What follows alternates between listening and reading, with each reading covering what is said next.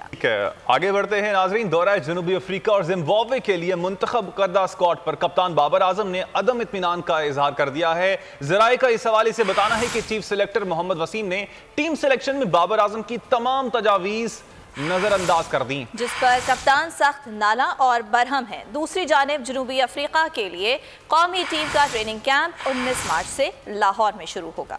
और इसी पर बात करने के लिए इस वक्त हमारे साथ मौजूद हैं बोल टेलीविजन के रिपोर्टर हैं एजाज हुसैन। बहुत शुक्रिया एजाज, आपके वक्त का। एजाज, मोहम्मद वसीम और बाबर आजम के दरमियान चल क्या रहा है, अंदर की कहानी क्या है ये? देखिए, ये पाकिस्तान क्रिकेट का वतीरा रहा है। अमूमन दोनों में से एक ओहदा, चाहे कप्तान का हो या चीफ सेलेक्टर का हो, वो कमजोर रहता है। सो बाबर आजम के बारे में जो पाकिस्तान क्रिकेट बोर्ड बार बार मौक़िफ़ इख्तियार कर रहा था कि हमने बाबर को बाइख्तियार बनाया है और बाबर को वो तमाम राइट्स हासिल हैं जो कि एक पावरफुल कप्तान को होते हैं, लेकिन अमली तौर पर जैसे आपने अपनी रिपोर्ट में भी दिखाया है, ये हकीकत है कि बाबर आजम ने इनसे बकायदा शिकवा किया और ये हकीकत है यहाँ तक कि बाबर ने फोन करके चीफ सेलेक्टर वसीम को कहा कि जिन प्लेयर्स की सजेशन मैंने आपको दी थी आपने तो उनको सिलेक्ट ही नहीं किया।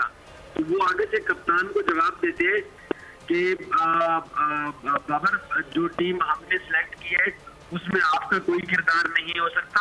आपका किरदार तब शुरू होगा जब आप लड़के लेकर टूर पे निकलेंगे और फिर 11 आपने अपनी मर्जी से खिलाने हैं। तो ये हाल है हमारे चीफ सेलेक्टर का।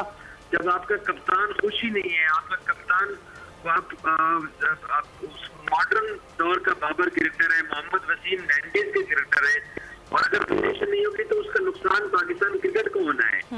और देखिए, इमाम उल हक की तरफ से तनकीद हो रही है, अभी आप राशिद का सुना रहे थे, वो तनकीद कर रहे थे, साबिक क्रिकेटर्स बोल रहे हैं, लेकिन पीसीबी इसके ऊपर खामोश है। और ये बात मैं आपको 100% सच बता रहा हूँ कि पीसीबी ने शाह मोहम्मद वसीम जैसा किरदार इसलिए क्रिकेट में भर्ती सिलेक्शन कमेटी में रखा था ताकि वो एक कमजोर शख्स होना चाहिए। पहले ये ओहदा मिसबा के पास था, चीफ सिलेक्टर, तब पूरे पाकिस्तान को मसला था कि मिसबा कोच भी है, मिसबा चीफ सिलेक्टर भी है, बैटिंग कोच भी है। लेकिन अब जो शख्स आपने चीफ सिलेक्टर रखा है उससे पाकिस्तानी टीम का कप्तान खुश ही नहीं है। बाबर ने कम से कम 3 से 4 ऐसे प्लेयर सजेस्ट किए थे जो चीफ सेलेक्टर ने टीम के अंदर शामिल ही नहीं किए, और ऊपर से वो कप्तान को कह रहे हैं कि इसमें आपका सवाल करना मुझसे बनता ही नहीं है, आप करने वाले 11 प्लेयर्स के जिम्मेदार हो।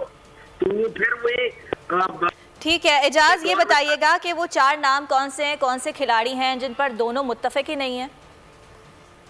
देखिए, बाबर चाहते थे कि सुहेब मकसूद पाकिस्तानी स्क्वाड के अंदर मौजूद होते। वो चाहते थे कि T20 के अंदर अब्दुल्ला शफीक को मौका मिलता, इसलिए क्योंकि पाकिस्तान ने 3 अपने स्क्वाड अनाउंस किए, एक T20, एक वनडे और एक टेस्ट का स्क्वाड है। तो बाबर उनके अंदर शफलिंग चाहते थे बाज खिलाड़ियों की कि मुझे T20 में कौन सा चाहिए, वनडे में कौन सा चाहिए और टेस्ट में कौन सा चाहिए। जिस पर और शर्जील के मामले पे भी वसीम इख्तिलाफात हैं? नहीं है, मैं समझा नहीं आपका सवाल। शर्जील के मामले पे भी वसीम इख्तिलाफात हैं?